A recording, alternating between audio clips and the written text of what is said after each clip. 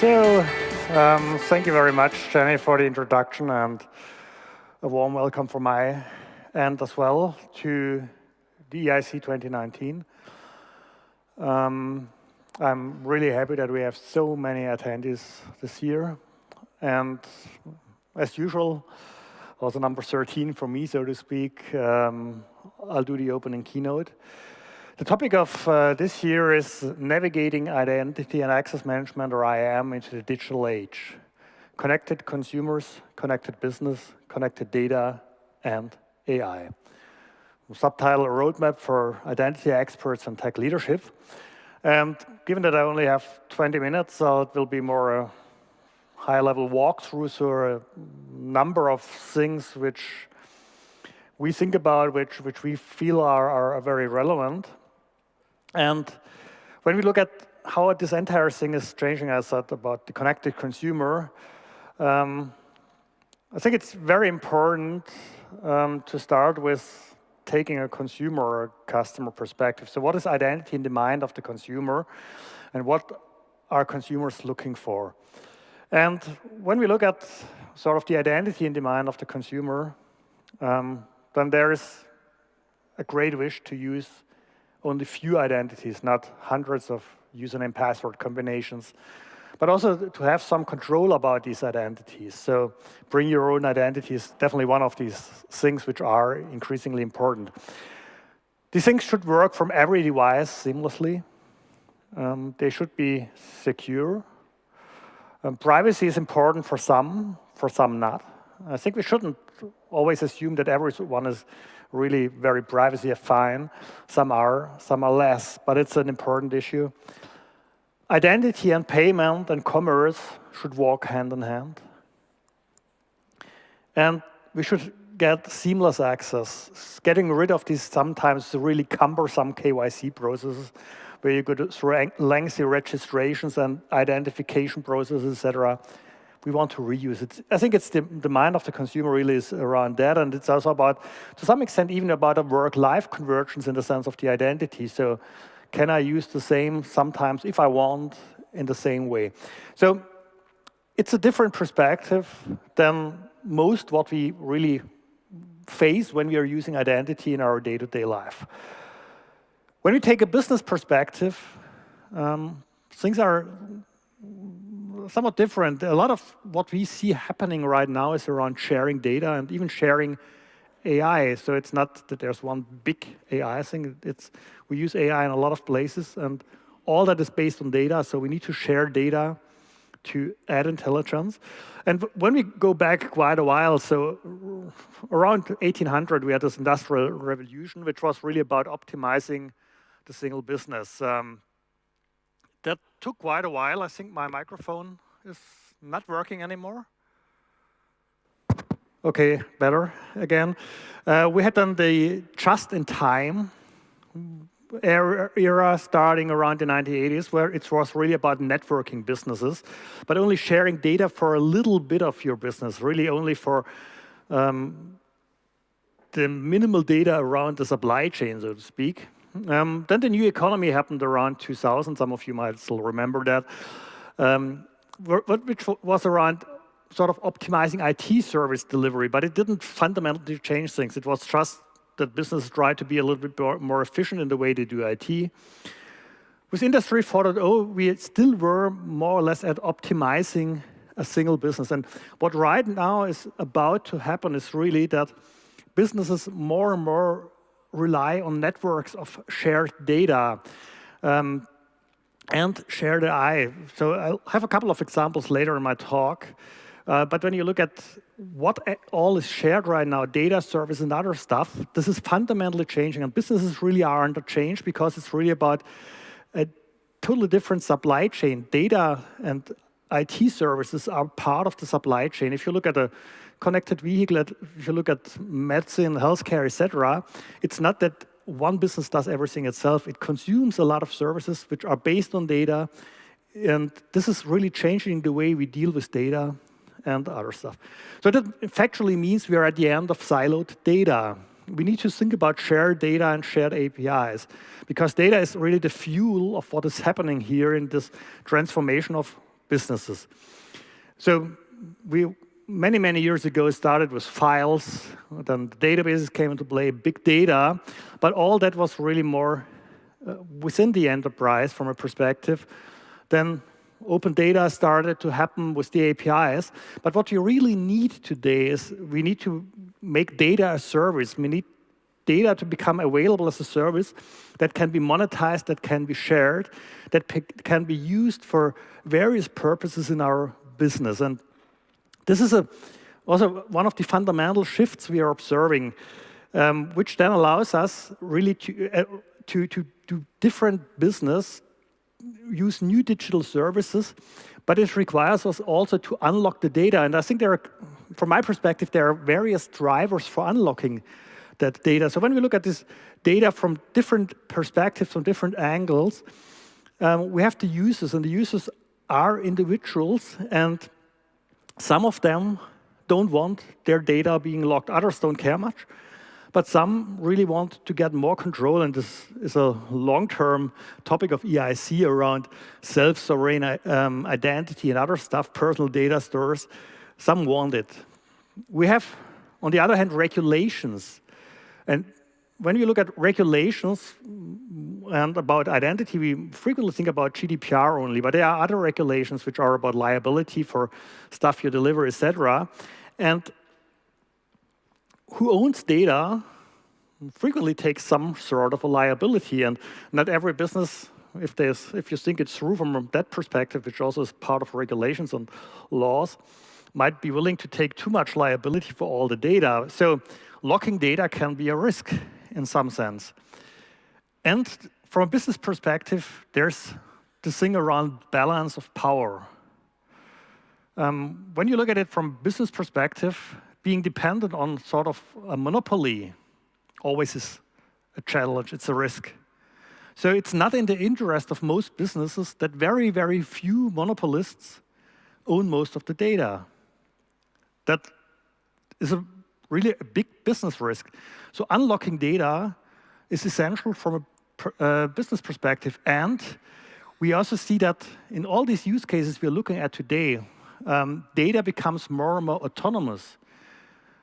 We have a lot of autonomous devices and other types of entities, vehicles, etc.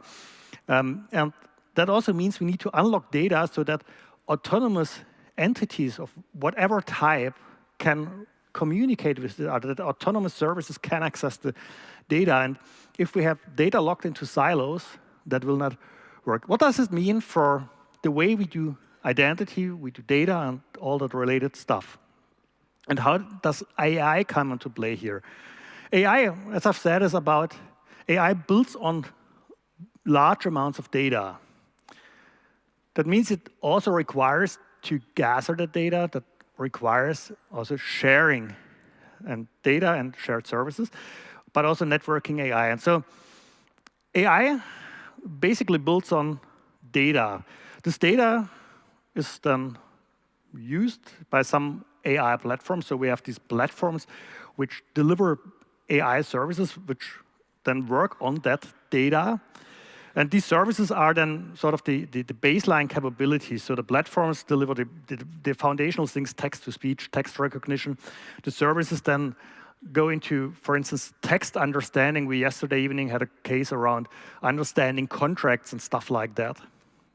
Based on that, the AI solutions, which then are delivered in some form to the user in an autonomous vehicle by text translation, by augmenting the view of factory workers and all that stuff. And these things come together, in fact, in networks which then really change the way we work. So if you look at the connected vehicle, it's not a vehicle with one set of AI, but there's the GPS service, there are many other different services which come together. And in fact, we are approaching a network of these things, which also requires us to network and to share the data. Otherwise, all these new smart services will not work. So identity has to change. And when we look at this evolution of identity, then, and go back a while, then we had this system perspective, so really user management, accounts per system, etc. Following that, identity management, so in the more traditional sense, came into play. We synchronized accounts between systems, had our provisioning workflows, still have them, hopefully have them finally also working well. We focus on employee identities in that space. Federation was sort of the next evolutionary stage we approached. So networking with the partners, providing some single sign-on, some standard protocols becoming established. Over the past few years, and when you have been visiting EIC for a while, so consumer identity management became a hot topic a few years ago. It definitely is currently a very hot topic. And supporting the consumer beyond the partners, beyond the employees, is sort of the next evolutionary stage. And the next step, which we need to do in the context of this changing business, of this shared business where we share data, where we share services, is that we also move towards public shared universal identity, supporting concepts like bring your own identity, public universal identity provider standards, shared KYC, so not doing KYC processes again and again, and all the other stuff we need to do. So this is, in fact, the evolution of identity. And when we look at this new ecosystem, one of the essential things to do right now is to segregate these areas.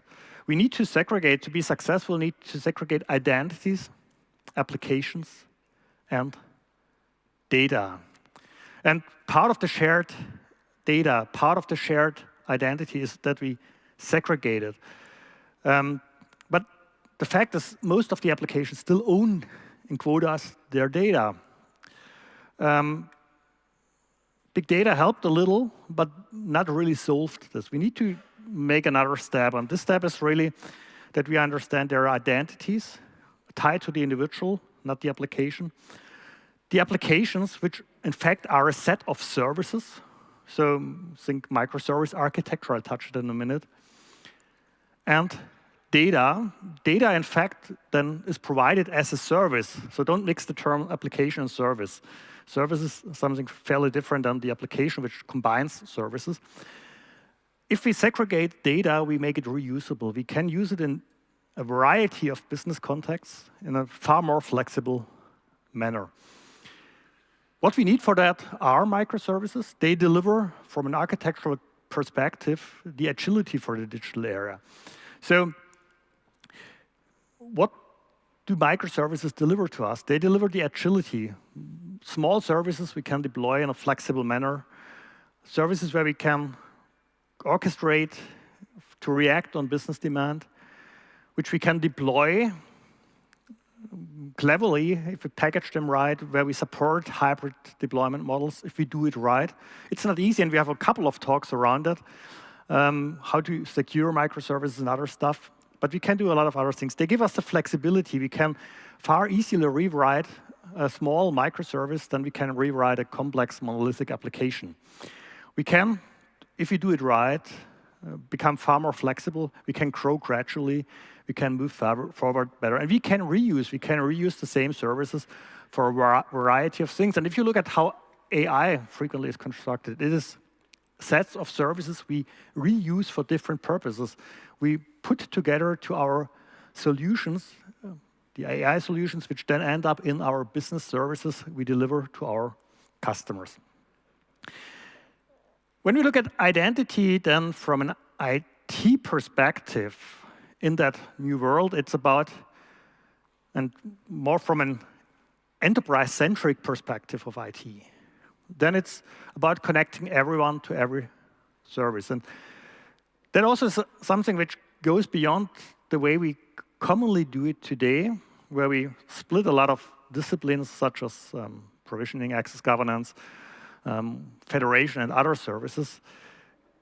It's about more thinking about how can we have one consistent identity service which helps us connecting everyone, the employee, the partner, the consumer, to all these services, be it cloud, federated, or legacy. The consumers come in with different IDs. The partners federate, or we manage them via an identity API platform we have. Our employees might be still in our standard directory services, and we reach out via federation, web single sign-on, proprietary APIs to the services. What we need to deliver is a couple of things which are not new to us. It's access management, it's the administration governance, it's the consent privacy and other services. And what we should do is we should rethink our entire IAM architectures, our big pictures, and think about what I tend to call an identity fabric. So we should have something which helps us in a consistent way to deliver the services, and it's not one service, it's a set of services, which allows us to connect everyone to all these services. That's the internal perspective. If we take a business angle to that, it looks slightly different. From a business perspective, again, it's about consumers, it's about partners, it's about employees. All of them play their role in the business. On the other hand, we have certain things which are relevant. Businesses have this legacy. They have these new services around AI. They have the cloud services they consume. Consumers are, from a business perspective, relevant because at the end, that's where the revenue comes from, but also where data, this new gold, so to speak, comes from. The partners are the channel, supply or delivery. We have the employees, the operations part. So we have the cloud services, SaaS, PaaS, etc. We have the AI services, we have the service and data, and we need to bring these things together as a business. Why? Because we need to deliver services which help us earning money. And it's about this digital service then, where it's about user experience, the capabilities we consume as service. And this is where we connect, where we share stuff. It's not that we do everything ourselves. We consume as a business to be successful for a new digital service. We consume more and more of these services from external parties, from business partners, from cloud providers as AI service. We need the identity for the onboarding, for the access, for the management of all the access, for handling all the security aspects. And we need the data to deliver the services, but also to use and monetize these services. That is what we need to build these digital services for a digital business. So it's really about, again, about identity, about services, about data, which help us to build the new applications, the new service, the new digital services for our digital business. So coming to an end, two quick examples how these things come together, orchestrating data, identities, AI, and services. When we look at, for instance, healthcare, patients' data, anonymized patient data, research data, and more data flows into that. We have a lot of identities we need to manage. We have more and more AI capabilities, decision support for symptoms, cause, for therapy, radiomics, purpose-built drugs, and other stuff. And we have this new services, the telemedicine, new therapies, customized therapies. We only can deliver the services if we bring together the data, the identity, and the AI. If we look at the mobility space, again, it's a lot of data, driver, driver's vehicle, many others. It's about the identities, and there are so many different identities in that space. We have the AI, a lot of this, autonomous driving, energy management for electric vehicles, traffic management. Many, many different services we bring together for this smart mobility thing. And then we can deliver the services only if we manage to bring together data, identity, and AI. So what are my recommendations? Very quickly. Connect your identities, not manage them yourself. It's their identity, not yours. Orchestrate the services and don't invent what already exists. Segregate your data from applications. Use the data instead of locking it. Use AI as a service. Think in a network of AI and augment your users. That's what AI factually is. That together will help you to create new digital services by connecting identities, services, data, and AI. So digital business is connected business. Thank you.